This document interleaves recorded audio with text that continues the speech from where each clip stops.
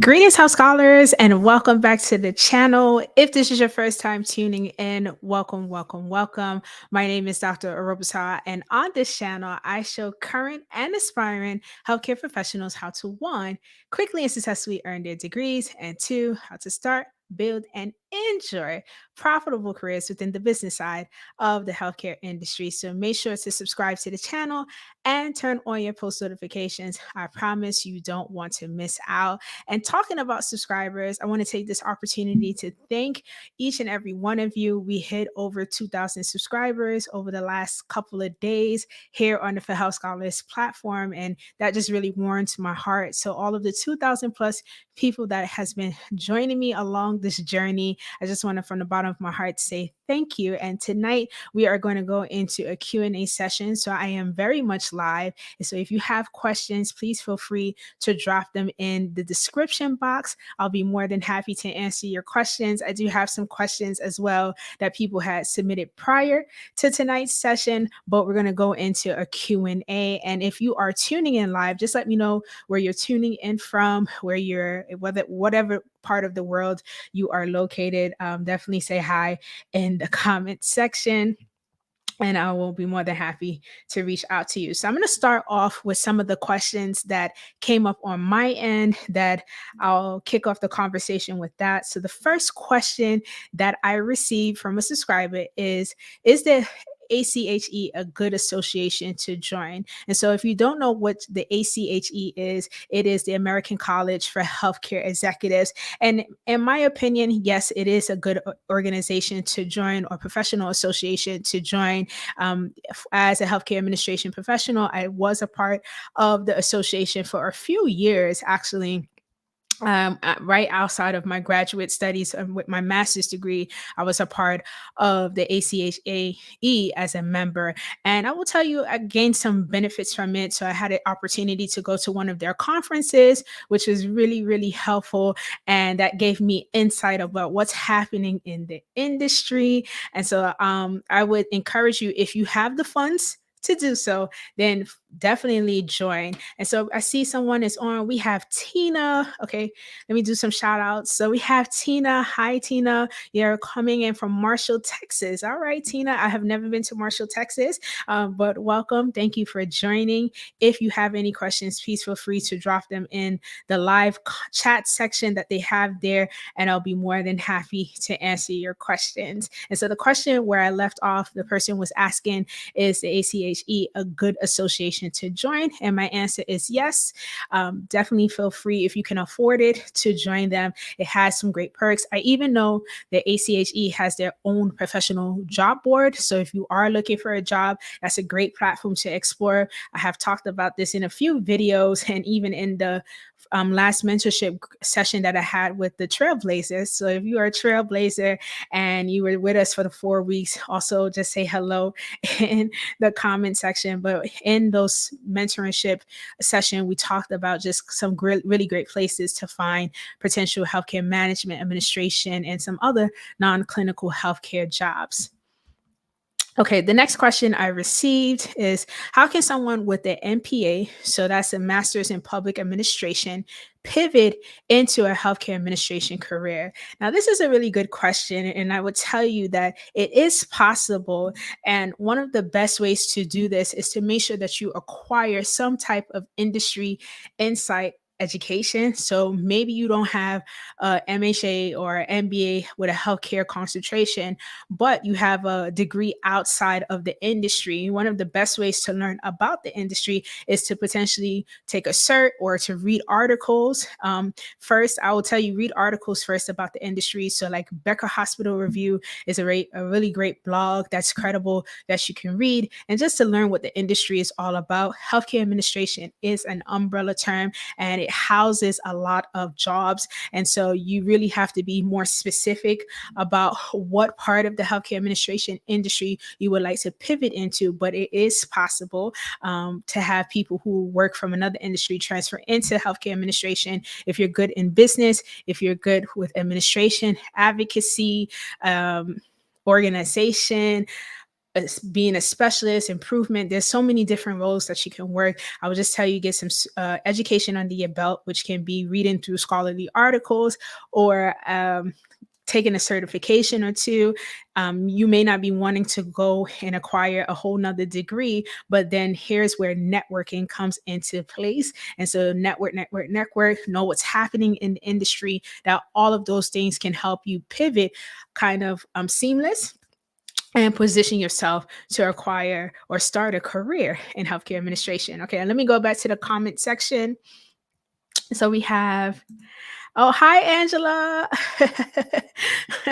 How are you? Thank you for joining. Angela always supports me when I on the platform. So I just thank you. She says she's watching from Trinidad and Tobago, cannot be on long though. Okay, Angela, well, I appreciate you coming on to support. For those of you who are tuning in, I am very much live. So if you have any questions, please feel free to drop them in the comment section and I'll pull it up here. But tonight, we're really talking about career pivoting. We're talking about selecting the appropriate degree program. So whether it is a bachelor's, master's, or even doctoral program in the non-clinical side of the healthcare industry, if you're looking to change career paths, then tonight I can definitely give you some advice and guidance. Okay, so I'm going to take a question from Tina. Okay, Tina says, I have an associate in health information and I'm finishing up my bachelor's in healthcare management. But what would be a good starting point to get experience for a management role? So I would tell you, in this day and age, fellowships may be best for you, or an internship. If your degree program allows for you to intern somewhere, that's a great way to get your foot in the door. That's a great way to network with people. Fellowships are also helpful because fellowships are more catered to or graduates or recent graduates in the field, and or somebody looking to graduate, that's what I meant. And they can definitely, take you in. You with fellowships, they give you kind of an accelerated process on how to learn about the different areas of healthcare, so that can help you. If internships or a fellowship is not an option for you, then I would tell you the next best thing is to work with potentially a recruiter. If you have some type of work experience under your belt, you may be more prone to an entry-level position where you can gain more experience that can help you as an entry-level professional. So all of those ways to get a job. But the biggest thing right now is to network. Right now, the workforce is quite competitive because many qualified individuals have been laid off from various industries. And it has really just kind of switched the dynamic of the economy right now. It doesn't mean that it will necessarily stay that way, but just what we're facing now, it may seem like it's a little harder to acquire a healthcare job. So you really have to build valuable relationships with people and cultivate those relationships. And you just never know how far that person can really help you into the field. But as you're doing that, working with a recruiter can be helpful to you. And then just applying as well. Don't be afraid to apply at jobs. I believe in God. I believe in God's grace. And I got started the same way, just applying, somebody having a conversation with an individual, them leading me to a person who gave me an opportunity. But these days it looks a little different because of the times that we're in. But those are just some tips that I can give you, Tina, on how you can secure a role. You may not start in management, Tina. You may start in a support role or administrative position role, but don't see it as a failure or as management is not possible for you. Take that opportunity to learn as you can, as much as you can. And when the opportunity presents itself, being able to just apply now that you have some work experience under your belt. Another thing that came to my mind, Tina, as well, is volunteering. Right now, many hospitals are looking for people to volunteer. So if you go to like a teaching hospital, they can help you a lot with, use your expertise in your labor while they help move healthcare operations forward. So I hope that is helpful, Tina. And for those of you tuning in, welcome to our monthly live Q&A session. If this is your first time meeting me, my name is Dr. Orobosa, and I am the host here at the For Health Scholars community. If you have questions that you would like me to answer, feel free to drop them in the comment section. Okay. And I will pull it up on the screen and do my best to give you a doable answer. Okay. Also, if you're just tuning in, let us know where you're tuning in from, wherever part of the world you may be. Okay. Tina says, okay, thank you. I'm a CNA and MT. Also, Tina, you have experience under your belt. You have clinical experience, and now you want to pivot into the non-clinical side. So that's the CNA and the EMT excuse me, background can help you a lot. I would tell you, look for roles like um entry level support. Those roles can be helpful to you, but congrats on that. Okay, so see someone who has tuned in. We have Dorcas. You're tuning in from Virginia. Hi, Dorcas. Thank you for tuning in. I also see that you have a question up, so let me pull that up. He says, do you offer mentorship? How can one request for you to be their mentor? So I do have a formalized mentorship program where we just finished our 4-week cohort. I'll probably launch it again at the end of the summer. If you want one-on-one mentorship, I will tell you to email me at hello@forhealthscholars.com, and I can pull it up on the screen if you give me a second to add it. But you can email me there based on your email, or matter of fact, it's probably easier. If you have LinkedIn, send me a message on LinkedIn. In LinkedIn, I will send you my calendar link. And from the calendar link, we can have a quick conversation. I can explore whether you would be a good fit, or if I would be a good fit to be a one-on-one mentor with you. I do have very limited spaces right now for one-on-one mentorship, but depending on your scenario, depending on the case, depending on the time and what you need, you may fit for that. So send me a message on LinkedIn. That's the fastest way to get a response from me. But thank you, Dorcas, for joining. All right, I see some other people are tuning in. People are coming into the room. So good evening, all. Welcome, welcome, welcome. All right, I see Jaron. I hope I've said this correctly. Jaron says, I've been binging your videos for a week. Wow. Thank you, Jaron. I appreciate that. Finishing my second master's, first master's in health services administration, second healthcare leadership, having a hard time cracking the senior management bubble. Jaron, I definitely understand. You said you're based in Washington, D.C. Okay. Definitely can understand. It is a kind of, how can I say, the hiring the healthcare workforce is going through a transition that I have been privy to just from kind of keeping up with the industry and working with people in the industry, but it's still very much possible. I am working with a young lady who has been securing some interviews in her role, and there's several things that could potentially be holding you back. And so 50% of it can be from the organization, and then the other 50% is just looking at how you're applying to these organizations. If you're applying, senior management, from my experience, has always been kind of through networking and being in the right circles that inpatient facilities, outpatient facilities have hired their senior management teams. Those roles, you don't really see them on like your traditional job boards like Indeed.com, but you can use platforms like LinkedIn to cultivate relationships. So this is the season where you really have to build valuable relationships, and you sometimes may have to spend a little money to get yourself in the room with the right people, especially at the senior to executive level. But I would say the first things first, if you do come across some jobs, making sure that your resume aligns with the job description, making sure that you are using the right terminology as you see it in the job description, entering that into your resume, knowing that if you're submitting online, a lot of these resumes are going through an applicant tracking system, which is very rigorous. But the next option for you too, Jerron, now that I'm thinking about it, is that you can work with an executive search firm. So there's two that I know, and you're in DC, so they actually hire for both locations. So the first executive recruitment firm I know that has recruiters is called B.E. Smith. So I'm going to type it in.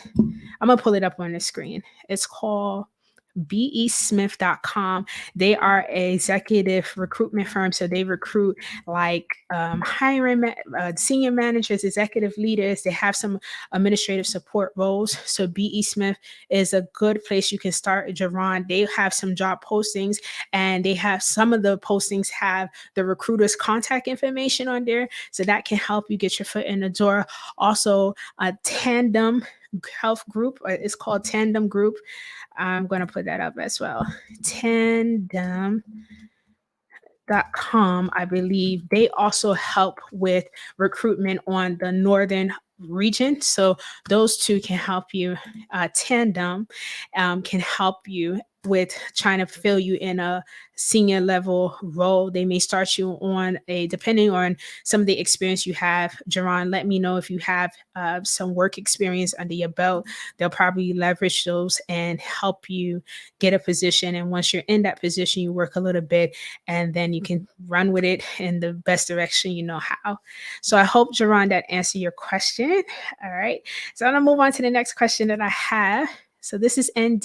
She says, hello, Tina, I'm from Michigan, currently in grad school for a master's in healthcare administration. Okay, congratulations. I'm currently a disability case manager. Any tips to pivot into the healthcare administration field? So first things first, congratulations. I'm wishing you all the best on your master's. And I know it may sound like a broken record, but I will tell you, network.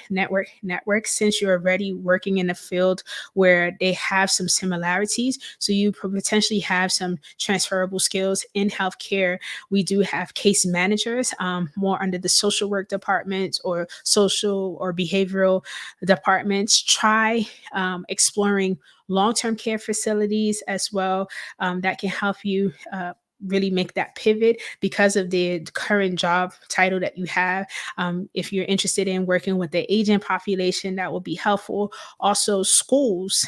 So many people don't think about that. Many people, when they think health administration, they think about, okay, I want to be in the hospital or in the clinic, but schools, like your K-12 schools, actually may utilize you. So one of the universities that I'm working at now, they have a whole new department because of COVID that is focused on mental health and wellness. And so they hire individuals like yourself who can be counselors and etc. to support their team. So I would tell you, ND, of course, look, if you see job positions on the job board, try to apply it. Just make sure your resume aligns with what they're asking for, your skills align with what they're asking for. But also schools, universities, check them out. They may have listings. I definitely know under the K-12 sector, so what you call it, kindergarten to 12th grade education here in the U.S. There's some roles. Actually, somebody reached out to me from a school in Houston, Texas. They saw my YouTube. They saw and they offered me the opportunity to work with their seniors on college preparation. So it may not be in the hospital, it may not be in the clinic, but your skills can be utilized in various environments. And that's what makes the healthcare industry unique.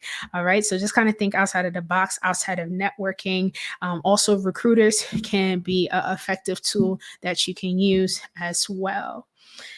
Okay, so for those of you tuning in, coming into the room, welcome, good evening. I am on live. If you have questions, feel free to drop them in the chat box and I will pull it up here. I do have some questions that people have submitted beforehand, so I'll try to capture everyone's question as time permits. Okay, you're welcome, Andy. I'm happy that has been helpful to you. Okay, let me go back to some of the questions that I have since I don't see anybody in the queue right now. Okay. So the next question I had, the person asked, did you face any challenges in getting a healthcare management job? And my answer to you is yes, I did face challenges, potentially when it was time for me to kind of be advanced in my career, when I was trying to transition from direct patient care management to more program management. I did encounter challenges there. Ideally, I wanted to go into program management a little early on than when I did. And I was applying to the different job boards as well as job positions and wasn't having much success. And at this time, I was still based in New York. And so I had those challenges. I actually contacted a recruitment agency, explained that I was more interested in the like behind the scenes like management sector, so like program management. I didn't really want to work and run a clinic. It was becoming a little more kind of tiring for me, and just working with that recruitment agency, they used my skills and they pitched me to a couple of positions. I interviewed for a while, and I remember there was one opportunity that I really wanted to, organization that I really wanted to get hired for. They had me do about 4 interviews. So I was feeling confident that I would get in since the recruiter offered that to me, but I didn't they didn't pick me. So yes, absolutely. I did face any challenges, and I still go through challenges from time to time as I'm also advancing in my career as well. So really just keep that in mind. My biggest answers to you is just be persistent, keep going. Don't let the challenges hold you down. Speak with people. I found like what has really accelerated my career is through the use of connecting with people. Like I'm telling you, hands down, there's only maybe 2 jobs in my career that I actually applied to from like a job board and got hired. The rest has really been tapping in and cultivating my network, where now people has started to speak highly of me, highly of the work that I did, and now would recommend me for opportunities. And so even next week, this week actually, I'm traveling for a speaking engagement, and how I land that speaking engagement wasn't because I applied to it. Well, it's because somebody in my network knew me. I cultivated that relationship with them, and they, at the time, raised my name. The organizer looked me up and was like, "Yeah, she's perfect." So. Sometimes you have to do the things that we're not necessarily taught to get us to the next stage of the opportunity. So push yourself out there, utilize platforms like LinkedIn, even if you just share a tip or repost. Sometimes you don't even have to do the work. You could just repost something that you read and you found interested and start to spark a conversation, engage with people online. I find that human capital is actually very valuable. All right. So that hopes that answers that question. I'm going to go into the comment section.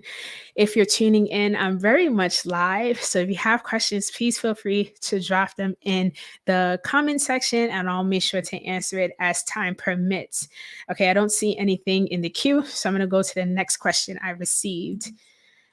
Okay, so the next question I received was, what if I took a dozen certs? Can that help me get a healthcare administration job? Okay, so certifications are definitely viable to you. They provide you the formalized information in very like short time frame to learn, so that can help you. Is that the only strategy that you should use? Absolutely not. You should definitely have a more comprehensive strategy in trying to secure employment. Know that the workforce competition is quite high right now because people have gotten laid off. So, and these people are not fired, laid off. So meaning that they had the skill sets, but the job just was unable to continue to accommodate them. So now those is type of people are also in the market for looking for employment. So it's really competitive right now, but it doesn't mean that you can't get hired. Like I said, I'm working with an individual now who she's been getting, based on the advice that I provided to her and the tweaking of her resume and just her approach of finding jobs and applying to jobs, she has been getting interviews in the process. So it is possible. Take the certs as you need them. Be mindful that certifications are expensive depending on where you're taking these certifications and how you're taking these certifications, and make sure that you're not taking certifications that are kind of repetitive in nature. So if you're taking a certification about business development and strategy, ideally you should try to explore more into the field and take another certification that is about leadership direction and strategy. It's kind of similar, so kind of diversify your portfolio a bit, but there's nothing wrong with taking certs, but don't let that be your only strategy. All right, I see another question here in the queue. And this is from Ashley Cunningham. So, hi, Ashley. Thank you for joining tonight. She says, in December, I will be graduating with my master's in healthcare administration, and I would like to leave my current position to step into healthcare leadership. When should I apply for a new job? Okay, so this is like a two-part question. So first things first, Ashley, congratulations in advance for getting your degree. It's definitely rewarding. It's great that you want to leave your job. That's okay. That's fine as well. Stepping into leadership is a process. So if you should start applying for now. Don't wait. You got to put yourself out there. But I will tell you, if you never had any type of managerial job before, look for the entry level positions or even work specialist positions, coordinator positions. All of those things can help you kind of position yourself for those roles when they come up, but you don't have to wait. You can start now since you have a bachelor's degree at least under your belt. And yeah, just continue to apply, continue to apply. Okay, so Ashley says, thank you, Dr. O. You're welcome. All right, so we have another question here, and it's from Dana. Also, can you talk about RNs transitioning from the bedside? Okay, Dana. So first, welcome to the channel. I do have experience working with RNs as colleagues and just knowing people who are RNs. I know that working at the bedside, it may become overwhelming. You may experience burnout. And I would tell you to leverage the role that you're in the organization, depending on if you're permanently hired with an organization. See if they have RN roles. Another good role for RNs, and this is just based on my industry experience, is that you can transition into education if you feel like that's something that you are open to do. So they have what we call RN educators, and those are non-direct patient bedside roles. Sometimes you may offer to help, but most of the time they're not calling you to come triage patients, but you're training RNs, you're teaching RNs about how to keep up on their skill, how to, navigate the being on the floor, being on the unit, depending on the unit that they're in. You may also go back for some kind of formalized education for the business side of the industry, depending on where you want to transition. But a perfect role can be like nursing educators. Also, they sometimes have clinical management roles. Those roles, if you're interested in management, those roles can be helpful to you.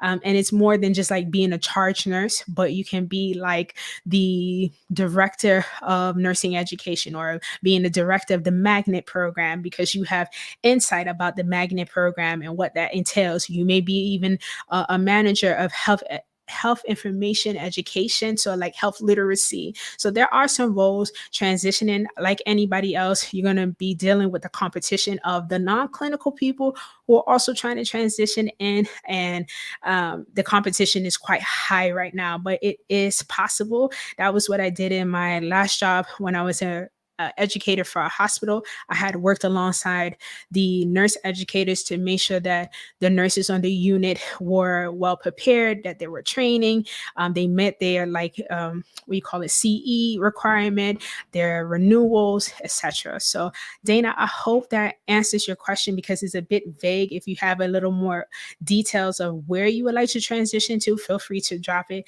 in the chat box. But thank you for tuning in. Okay, Ashley says, I'm currently a program director for health education, but I want to switch. Okay, so Ashley, you're in the field. And let me ask you this, Ashley, where do you want to switch? What sector do you want to go into now on the non-clinical side? Take a moment to let me know in the comments. For those of you tuning in, welcome to our monthly live Q&A here at the For Health Scholars channel. If you have questions, please feel free to drop them in. If this is your first time meeting me, my name is Dr. Orobosa, and I am the founder and host here, and I'm more than happy to assist you.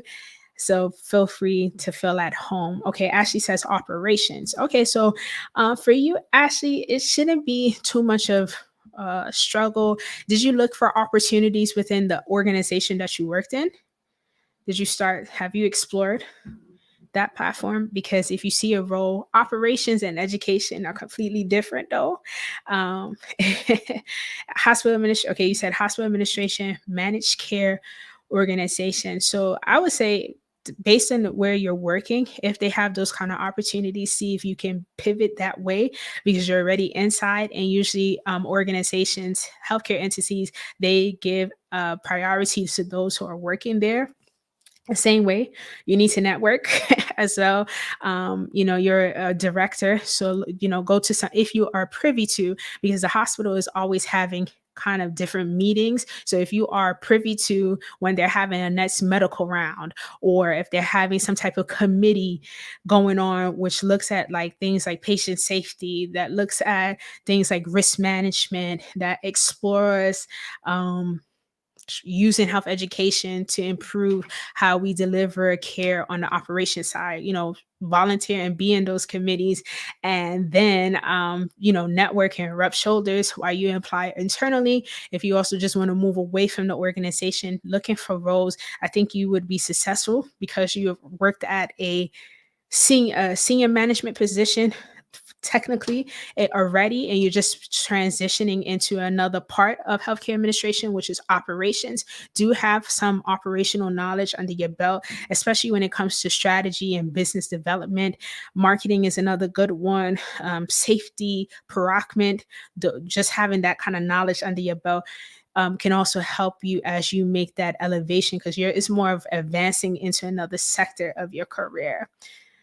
Okay, Ashley says, yes, I may need to join your mentoring program. Okay, yeah. I'm like I said, I'm planning to release it towards maybe like the end of summer or the beginning of the fall.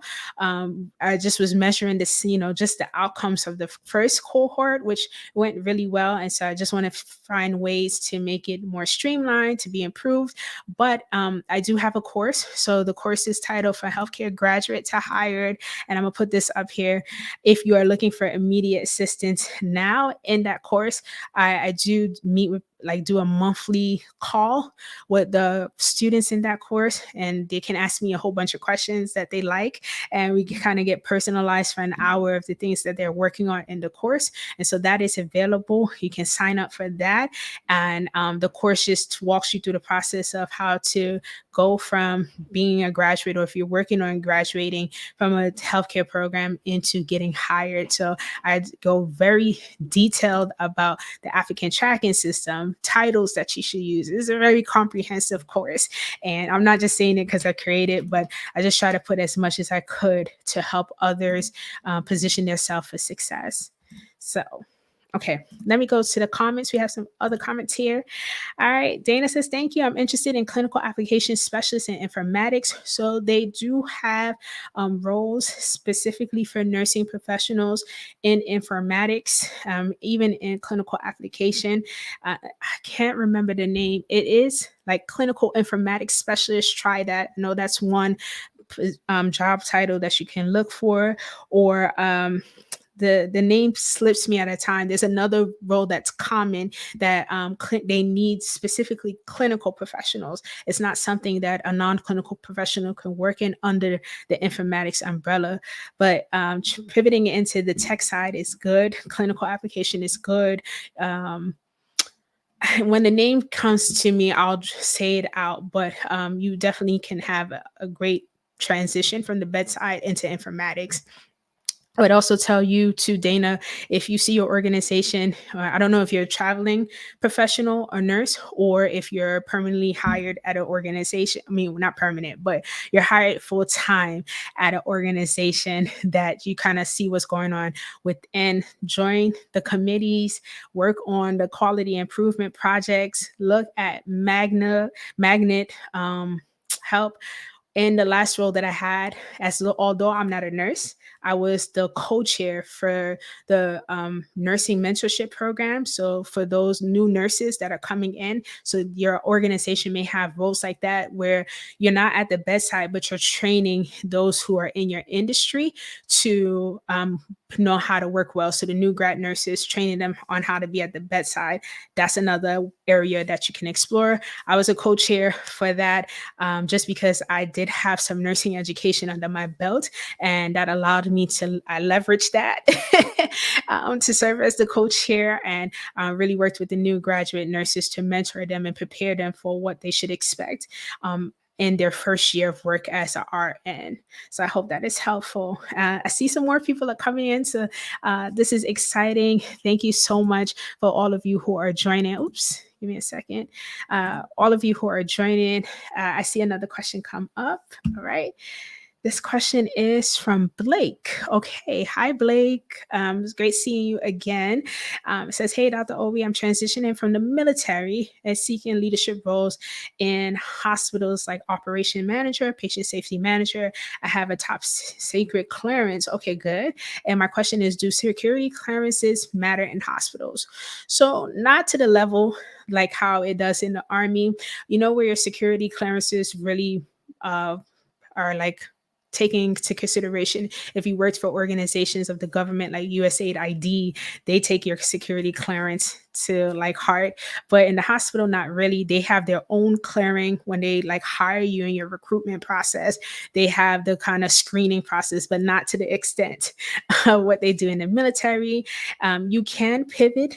I would tell you an area where people are not often heavily exploring is patient safety. And if you can get like a cert under your belt that like gives you some type of how you would say designation in patient safety, that will also be advantageous. That can help you stick out of the crowd. If there's trying to think of the role that you can do. Patient safety. There's a cert that you can take that gives you like that patient certification designation. Also, because you are in, I don't know if you're active, you're transitioning out. So veterans do get like priority and many roles. So you may start to see that many roles are saying if you're a veteran, indicate that you guys, because of the service that you do get priority. And being a former hiring manager, I see them give veterans priority. Even look at, I know you may not feel like it's a good thing, but the veteran affairs, like the VA clinics, they can use your expertise. You should be looking at, I believe, usajobs.org, Blake, that can help you find some roles, but leverage your military experience. Let me ask you, Blake, in the military, did you work in a role similar to like administration?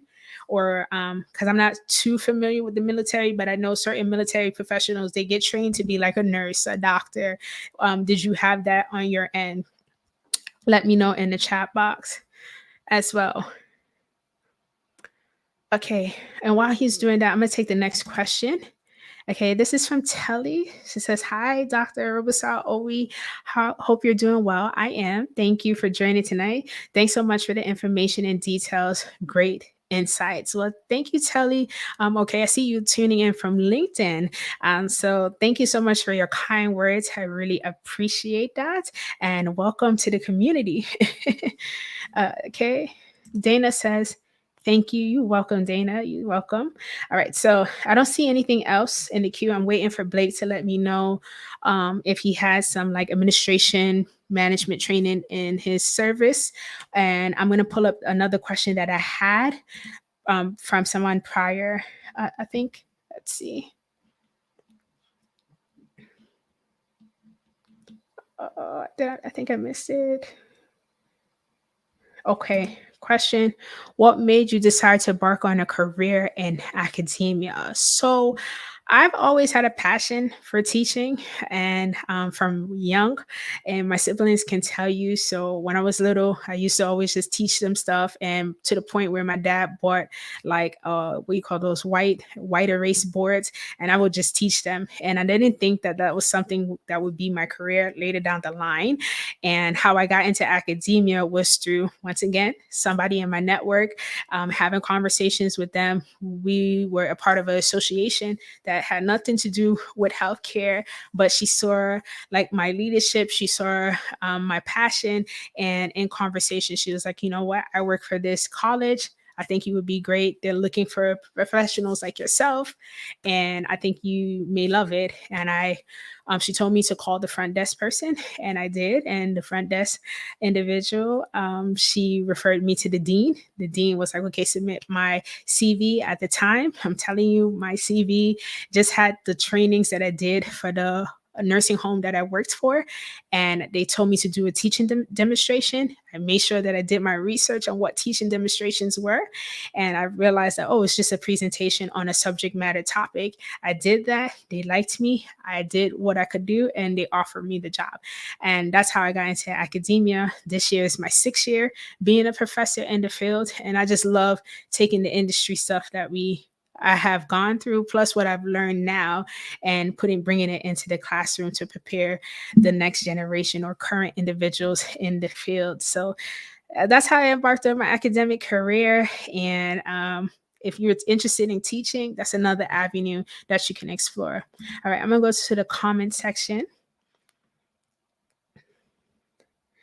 Okay, Dorcas says, "Dr. O, I see that you completed your graduate degrees at Capella.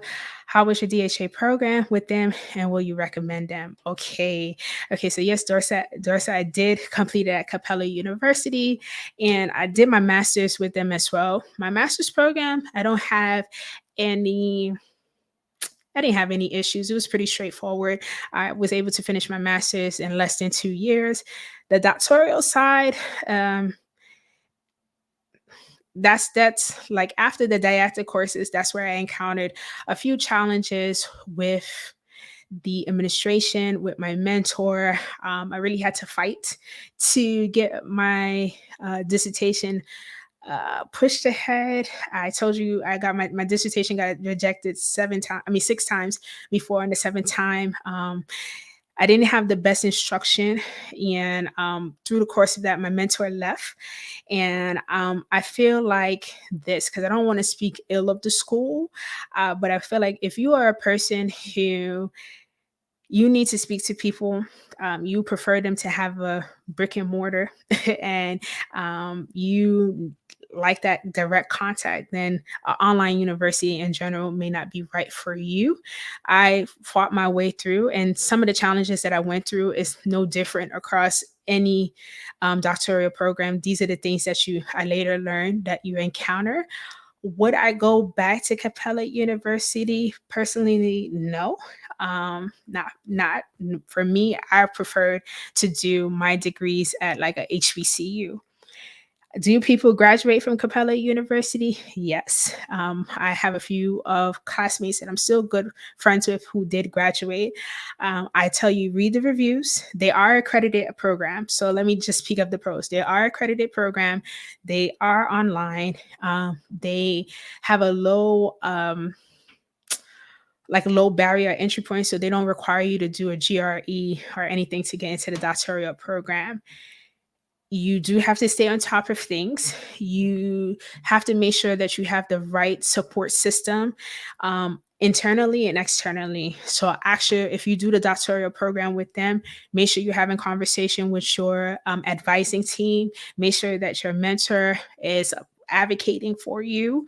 And I will tell you, just kind of learn about the university. Look at who is their lecturers at the time, because even the course of my journey, one of the reviewers she left, so it's just a lot there. So look at the reviews, and I will tell you, make that the decision from that. Would I personally go back to them again? Probably not. Is a strong no. And I tell people, look at your institutions that have brick and mortars that you can go to, and take it from, just do your research. So, okay, so I hope that answers your question without offending anybody and speaking poorly of the university. People do graduate from there, and I can't say they are accredited. Personally, I wouldn't take another doctoral program with them. I wouldn't do that. Okay. Blake says, "Thanks for the insight." Okay. Yeah, I basically do HR administration and legal work. Okay, so yeah, you, Blake, will probably just find your transferable skills and start applying to positions. I would tell you, look for entry level, but you don't, I think you have a little more experience than entry level. So try like the mid level stuff. You may get in entry level, just have a plan, but look for jobs, also network. They do take in veterans. Look at the VA. I don't know if the military provides you post support, but tap into them.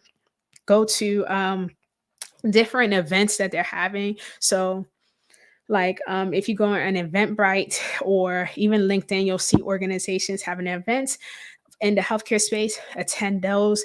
Even go through a professional association. So there's an association called the National Healthcare Administration chapter, and I know their Connecticut chapter is very active.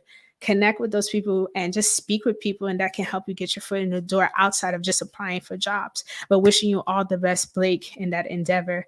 Okay, let me go right to the comments. Dorcas says, thank you for your honesty. I completed my BS in HN at Copen State University, HBCU, and currently halfway with an MBA in healthcare management at an online university. Yeah, so you really got to raise the pros and the cons of it all. Like I said, if I had to do it all over again, because I started at an HBCU, I would have just went back to an HBCU for the many reasons of HBCU. Like to see representation of myself in your professors. That's helpful. Looking at their alumni association, career services, they have an actual physical location. So should you need to go up there, you can. Some HBCUs are private, and the private or for profit really doesn't count for much, but look at cost and everything. So this is why I'm advocating for people to do really, really extensive research, especially if you want to do a doctoral program. And some of the challenges I went through across all doctoral programs, they go through those challenges because it's a different type of ball game there. But for the most part, you want to make sure the school is accredited. You want to make sure that your dissertation supervisor or your mentor, depending on how they call them, are somebody who's advocating for you because you will need it. Make sure that they have research in the field of specialization that you want to go through as a doctoral student. Make sure that they are respectful to you and you're respectful to them. They respect your advice and opinion, because mentorship and advising is just about guiding, not necessarily telling what you should do. It's not a dictatorship. And just make sure that person is advocating for you, making sure that they have the expertise. Dorcas and anybody else that's watching, I will tell you, because the doctoral program, it's a different ball game. It's different than the undergraduate and master's programs. And you really need to be guided so that you can do your research effectively and pass through all of the reviewer processes that are in place. Okay. I've been binging your videos lately in search of a good university to register for my DHA program. Well, Dorcas, I have great news for you. So earlier today, I recorded a video starting to review 5 universities that offer a DHA program. So I'm going to publish that tomorrow. So check out from there. It is just, I talked about 5, but it's a series. So I did that earlier today. I just need to put a little editing to it, and I will have that up by the grace of God tomorrow. So you can start there, because many people have asked me about university recommendations or where they can start, because I know the DHA program, the health administration is not a new, but it's getting popular now. So I definitely have that. So turn on your post notifications, because you should see that by tomorrow by 7 p.m. on the channel. Okay, Jose Gomez. Okay, hi, Jose. Thank you for joining. He says, I want to pursue a non-clinical role, but I'm a little discouraged because I have a bachelor's in basic medical science.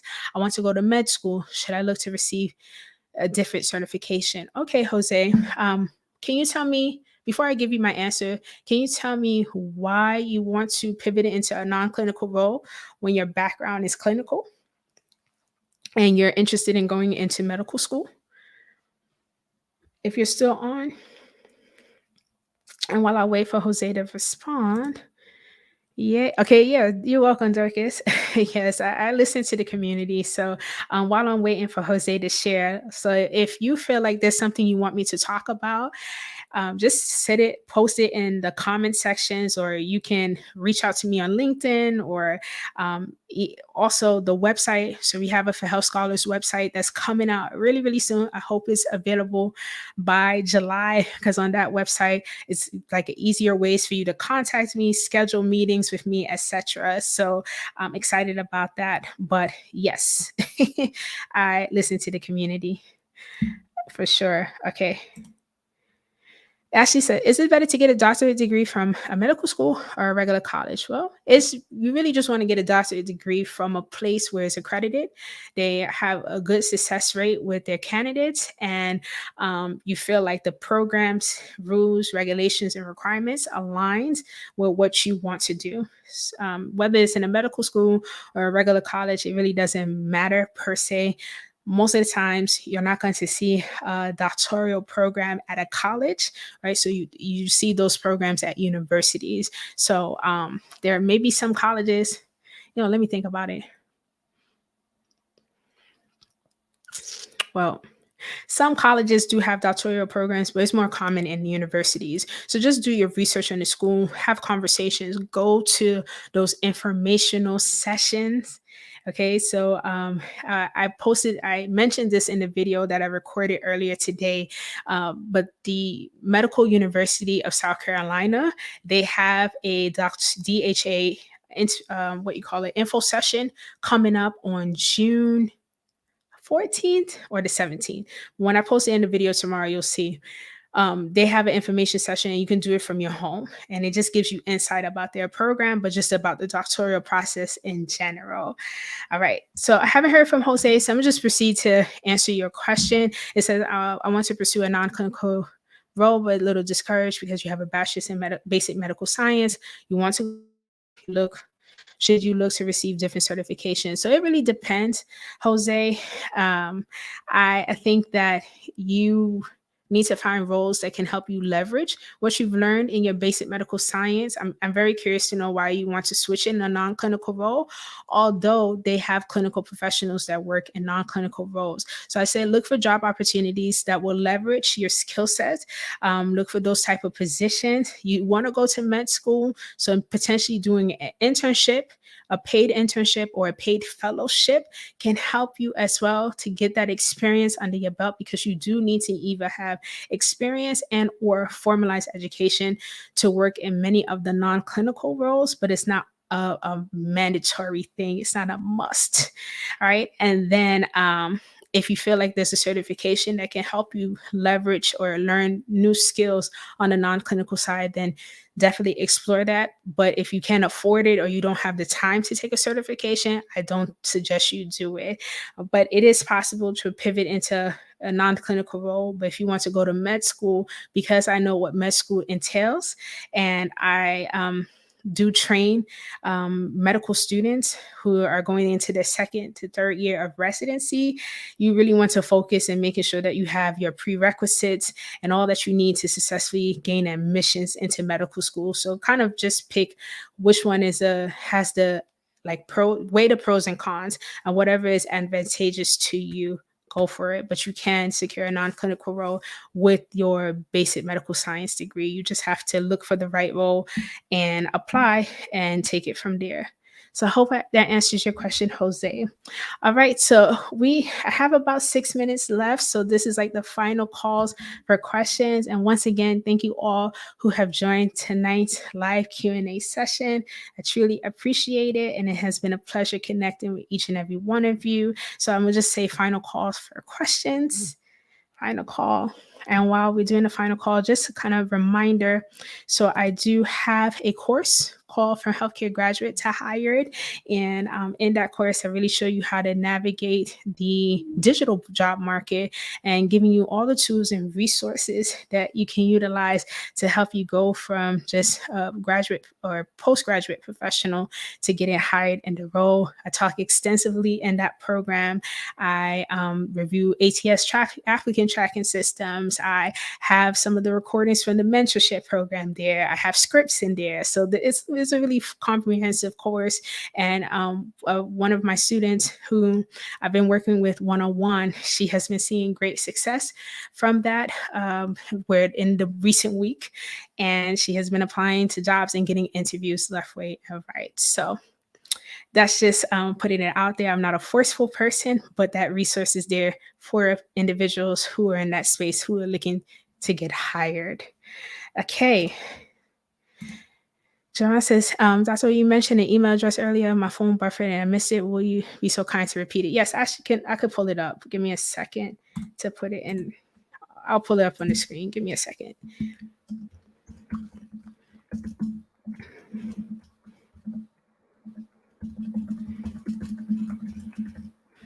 Okay.